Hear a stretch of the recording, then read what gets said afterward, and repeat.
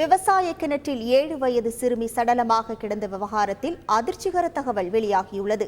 கள்ளக்குறிச்சி மாவட்டம் சங்கராபுரம் அடுத்த பூட்டை கிராமத்தை சேர்ந்தவர் பிரகாஷ். இவரின் 7 வயது மகளான அதிசயா 2 நாட்களுக்கு முன் மாயமான நிலையில் அருகில் உள்ள விவசாய கிணற்றில் சடலமாக கிடந்தது பெரும் அதிர்ச்சியை ஏற்படுத்தியது. இந்த விவகாரத்தில் சிறுமியின் தாய் சத்யா தலைமறைவாக இருந்த நிலையில் பூட்டை கிராம நிர்வாக அலுவலரிடம் அவர் சரணடைந்தார்.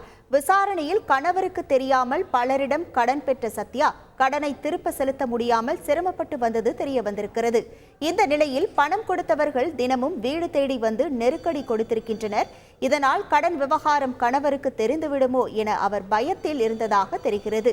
இந்த நிலையில் குழந்தையை கொன்று வீட்டை இழவு வீடாக மாற்றினால் சிறிது காலத்திற்கு கடன் கேட்டு யாரும் நெருக்கடி தர மாட்டார்கள் என எண்ணி குழந்தையை அவர் கொன்றது தெரிய வந்திருக்கிறது. பரபரப்பை ஏற்படுத்தியிருக்கும் இந்த சம்பவத்தில் சத்யாவை நீதிமன்றத்தில் ஆஜர்படுத்தி சிறையில் அடைத்த போலீசார் மேலும் தீவிர விசாரணை நடத்தி வருகின்றனர். செய்திகளை உடனுக்குடன் தெரிந்து கொள்ள உடனே சப்ஸ்கிரைப் பண்ணுங்க.